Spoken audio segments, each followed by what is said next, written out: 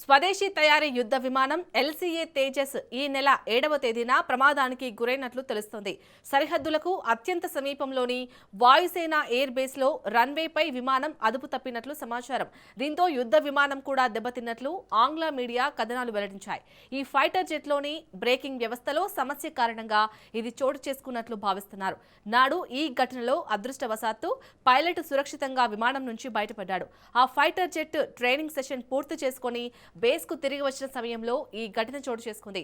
దీంతో భారత వాయుసేన ముందు జాగ్రత్త చర్యగా ఈ ఫైటర్ జెట్లను పక్కన పెట్టినట్లు ఆంగ్ల వార్తా ఏజెన్సీ పీటీఐ పేర్కొంది.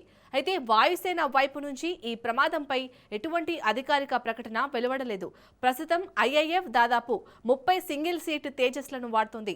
తాజాగా వాటిని పక్కన పెట్టినట్లు సమాచారం. తేజస్ ఫైటర్ జెట్లలో తొలి ప్రమాదం 2024 జైసాల్మేర్ బేస్ లో చోటు చేసుకుంది.